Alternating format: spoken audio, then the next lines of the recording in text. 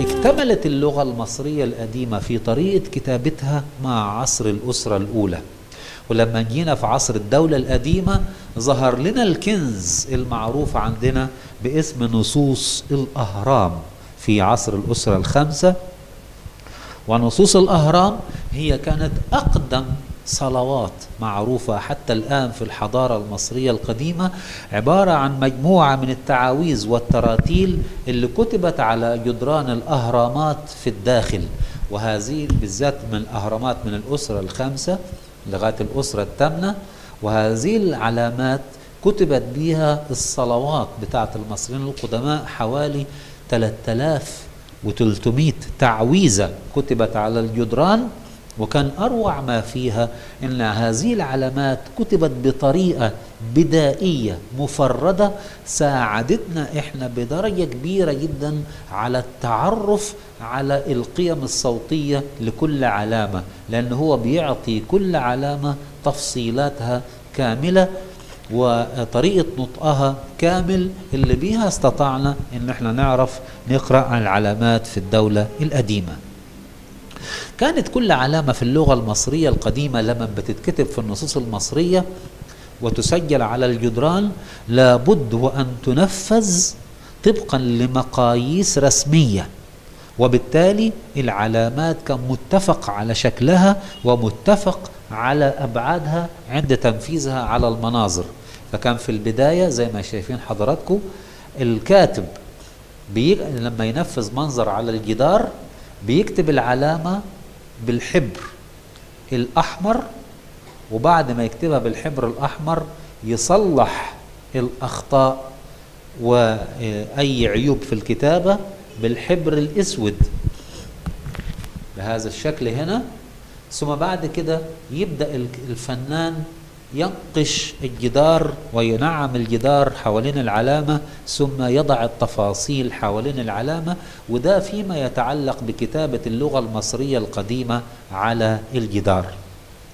المصريين القدماء لما كتبوا اللغة المصرية القديمة كتبوها على الجدران على الحوائط، وكتبوها أيضا على ورق البرد وعلى أي حاجة يسهل الكتابة عليها. كانت اللغة المصرية القديمة هي لغة مقدسة، ولذلك المصريين القدماء كانوا بيطلقوا عليها اسم را إن كمت. را إن كمت يعني معناها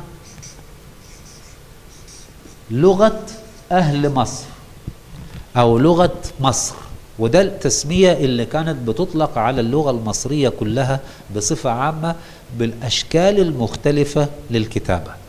لكن كان في كذا طريقة للكتابة تتكتب بها اللغة المصرية القديمة. فإذا كنت أنا هكتب اللغة المصرية القديمة على الحيطان، ففي هذه الحالة لابد من نقش العلامة وتلوينها وإعطاء العلامة شكلها المتكامل. وهذا الشكل من الكتابة كان المصريين القدماء بيسموه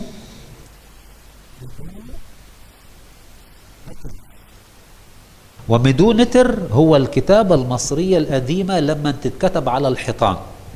وهذا هذه الكتابة معناها الحرفي كلام الآلهة أو الكلام المقدس، وده لسبب ان الكتابة لما تتكتب على الحيطان لابد اللي مكتوب عليها يكون يا نصوص دينية يا نصوص تتعلق بالملك الحاكم أو بالآلهة اللي موجودة على الأرض، ولذلك هي عبارة عن نصوص مقدسة.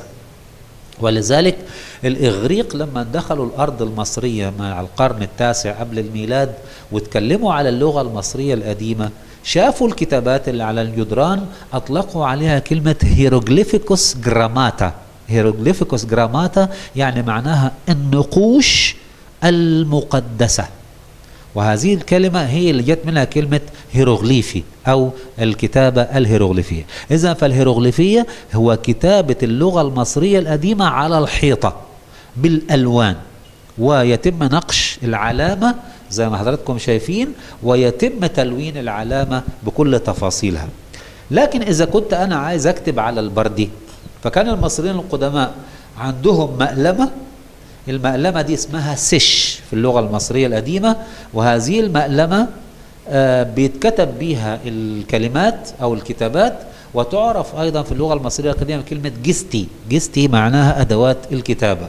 دي بتتكون من 3 عناصر رئيسية: مقلمة بتحتوي على لونين من الحبر، اسود واحمر، والحبر ده بيبقى صلب او جاف، ثم حبل طويل قوي.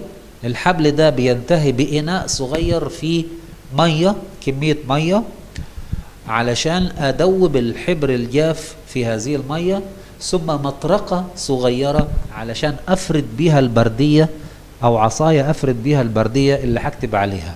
والأقلام بتبقى محفوظة داخل علبة أو جراب صغير داخل أدوات الكتابة. فبتلاقوا آدي موضع الحبر أهو هنا وهنا، وآدي جراب الأقلام زي كده وزي كده. في هذه الحالة كنا بنكتب العلامات على البردي أو على حاجة لينة زي القماش مثلا. ويشترط عند كتابة النصوص بالحبر ان انا اكتب النصوص بتاعتي من اليمين للشمال، من اليمين للشمال. لكن اذا انا هكتب على الجدران انا ممكن اكتب من اليمين للشمال او من الشمال لليمين، مفيش اي مشكلة. ممكن اكتب الهيروغليفي ايضا من فوق لتحت، لكن ما ينفعش ابدا اكتب الهيروغليفي من تحت لفوق الا في النصوص المتعلقة بالسحر الاسود واعمال الشر. في هذه الحالة بكتب النصوص معكوسة علشان تعمل شر لصاحبها. طيب لما اجي اكتب الكتابة على البردي بعملها ازاي؟ الكتابة على البردي اللغة المصرية القديمة اطلقوا عليها كلمة شعيت.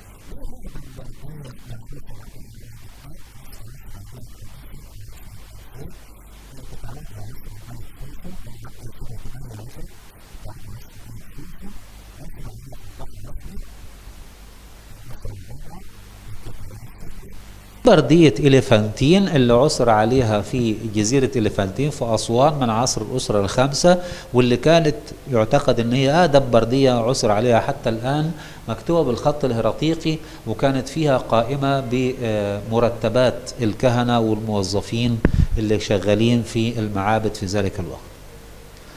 في عصر الدولة القديمة وعصر الدولة الوسطى كان الخط الهيراتيقي أو خط الشعيت بيتكتب من اليمين للشمال في أسطر أفقية، وكنت حضرتك بتلاقي دايما المقدمات وافتتاحيات الكتاب تتكتب باللون الأحمر علشان يميز الكتاب.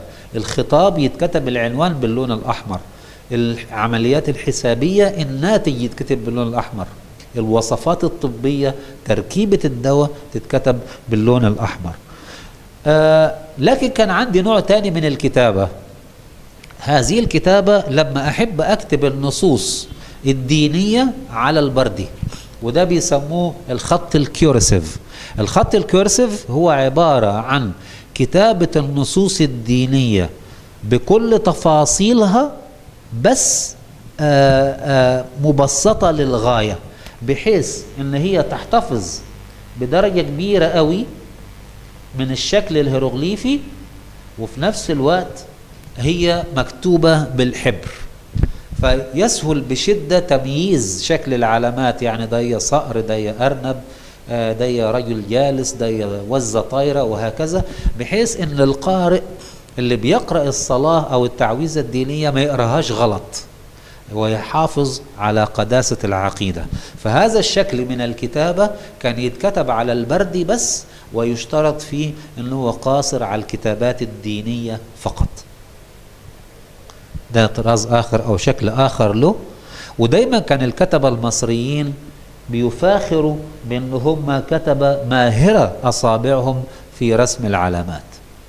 مع عصر الدولة الحديثة الخط الهيراتيقي ابتدى يبقى أكثر تشابك في البرديات زي ما حضراتكم شايفين، وبدأت العلامات تبقى صغيرة قوي للغاية وقريبة جدا من بعضها. وكان المصريين بيفضلوا كتابة البرديات في أسطر أفقية علشان يمكن الكاتب من استغلال أكبر كم ممكن من الفراغ على البردية. أحيانا قليلة ونادرة للغاية كان الكاتب ممكن يكتب نص هيراتيقي على الحيطة وكأنه هو كاتبه على بردية بالضبط، وإن كان ده بيستغرق وقت طويل جدا في نقش العلامات على الجدار بهذا الشكل الغريب والنادر. ده في معبد الكرنك، ده من معبد الكرنك في الأقصر، وعندنا زيه كتير قوي مكتوب خط هيراتيقي على الجدران. بمرور الزمن تطور الخط الهيراتيقي مع العصر المتأخر بعد الأسرة العشرين، أصبحت العلامات أكثر اختصارا بدرجة كبيرة قوي، وهذا الاختصار بدأ يبقى عبارة عن مجموعة خطوط وشرط، وده أصبحت فيه العلامات ما بيتعاملش معاها على أن هي حرف حرف، ولكن بأتعامل مع الكلمات كوحدة واحدة. هذه الوحدة الواحدة كلها على بعض كلمة كذا. على سبيل المثال مثلا وليكن كلمة زي كلمة ع يعني عظيم، كلمة ع تترسم بالهيروغليفي كده اهو،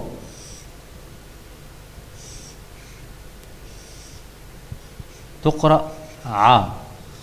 عشان ارسمها بالهيراتيقي انا بعملها كده اهو،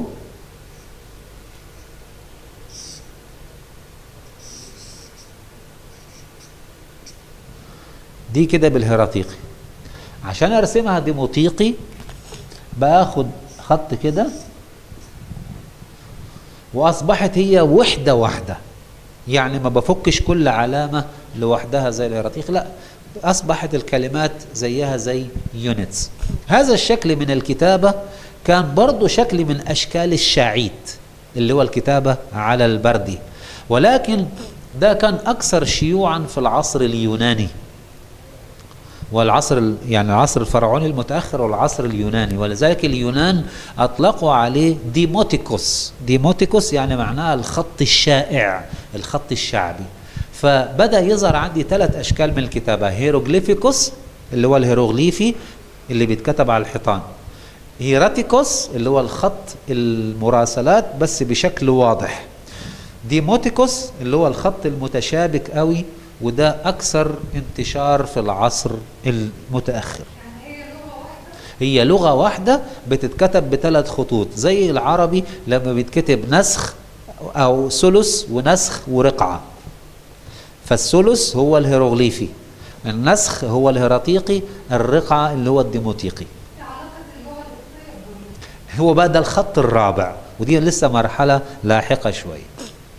ففي العصر اليوناني الروماني كان المصريين القدماء بدأوا يحافظوا على الثقافة المصرية القديمة بتاعتهم علشان يقاوم الاحتلال اللي داخل مصر. ولذلك المعابد المصرية في هذه الفترة أصبحت دائرة معارف للثقافة المصرية. وجدنا إن ما فيش ركن واحد في المعابد المصرية لا تغطيه الكتابات ولا النصوص اللي بتسجل الثقافة والمعرفة المصرية، زي معبد فيلة ومعبد كومومبو ومعبد دندرة ومعبد إدفو، وهي مجلدات للثقافة المصرية القديمة. في هذه الفترة المصريين القدماء بدأوا يبتكروا أشكال جديدة من العلامات. ويكفي أن احنا نعرف أن في عصر الدولة القديمة كان عدد العلامات الهيروغليفية حوالي 400 علامة. مع عصر الدولة الحديثة وصلوا إلى 700 علامة تقريبا. مع العصر اليوناني الروماني وصلت العلامات لحوالي 8000 علامة. ال 8000 علامة كانت هي عبارة عن استحداث لعلامات جديدة، وأيضا لإعادة إحياء الكثير من العلامات اللي توقف استخدامها عبر الزمان من بداية الأسرات، زي ما حضراتكم شايفين في معبد دندرة. لكن في نفس الوقت مصر القديمة كان لها فضل كبير قوي على العالم القديم. في الوقت ده لما نروح صحراء سيناء نزور معبد صرابيط الخادم ومعبد وادي المغارة، دي معابد من عصر الدولة القديمة والوسطى والدولة الحديثة، كانت موجودة في المناطق اللي بيستخرج منها النحاس وأحجار الفيروز. في هذه المعابد المصريين القدماء كانوا بيروحوا كبعثات للتعدين، وكانوا بيكتبوا الكتابة المصرية القديمة بتاعتهم، وهذه الكتابة نقلها عنهم الأهل فلسطين وأهل بلاد الشام، وكتبوا بيها العلامات بتاعتهم والكلمات بتاعتهم، ولكن أعطوها قيمة أو شكل مختلف. على سبيل المثال في اللغة المصرية القديمة عندي راس العجل بهذا الشكل تنطق كا،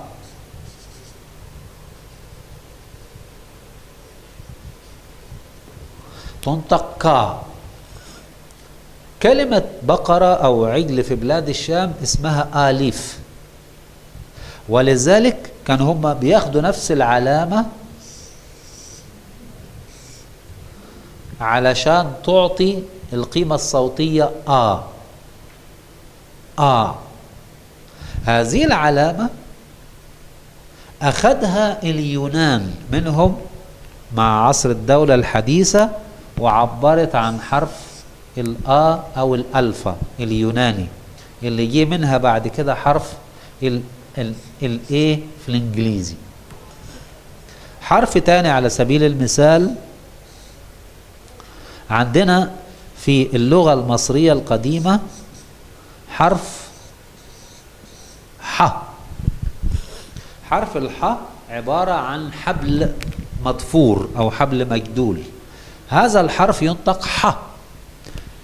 أخذوه في سيناء واتكتب بهذا الشكل كشكل من أشكال التبسيط، وفي بلاد الشام اتعرف بخطين عادة، وهذا الحرف لما راح لبلاد اليونان أصبح بخط واحد ها، يعطي حرف اله اللي هو هيبقى بعد كده في الإنجليزي الاتش. عندنا حرف ثالث على سبيل المثال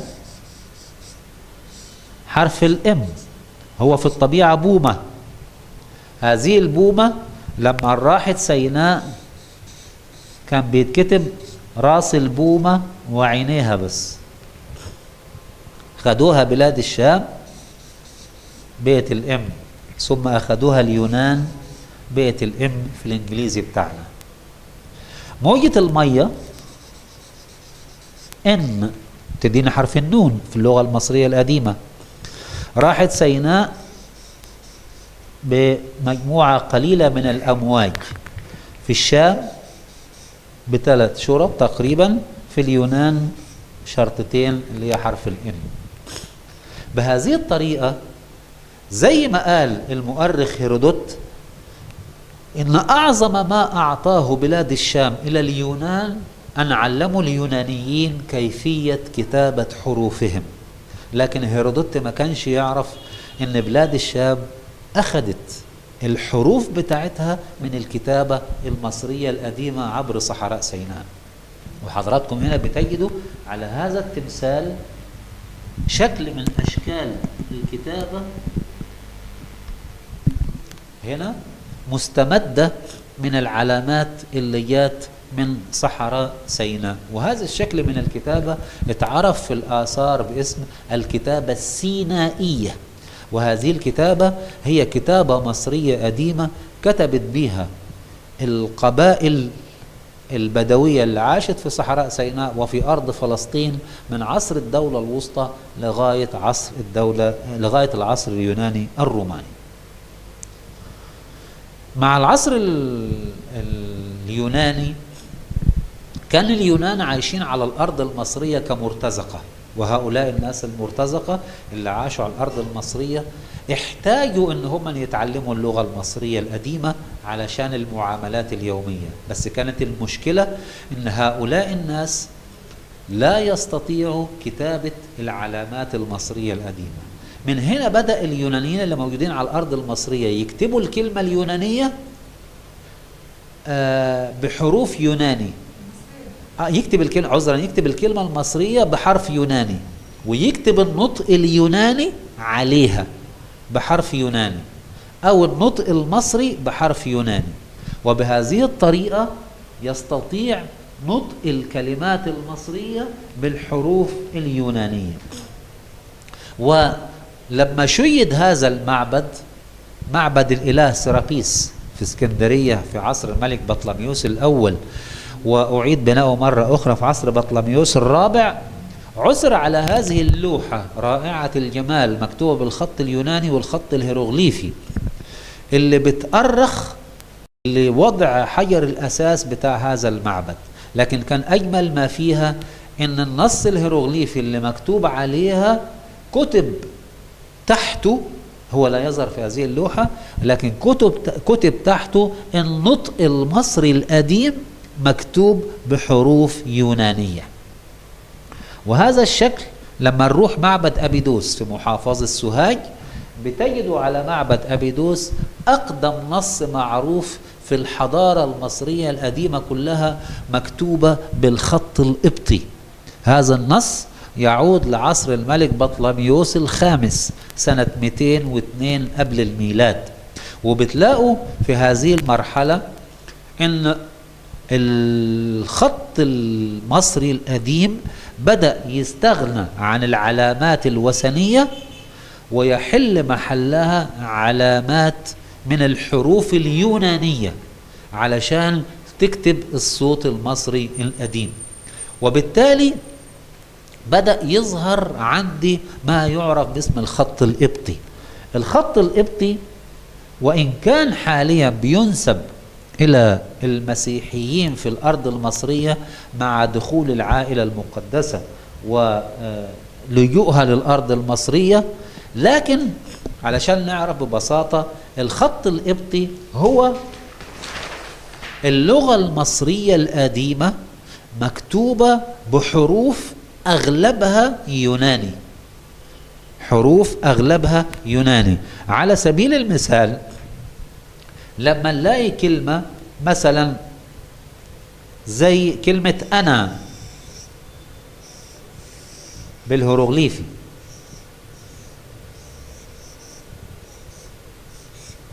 اسمها أنوك. أنوك يعني أنا أو إنوك. بالقبطي أنوك، فهي نفس الكلمة المصرية القديمة بس مكتوب بحرف يوناني. القبطي لما نشأ كان هو عبارة عن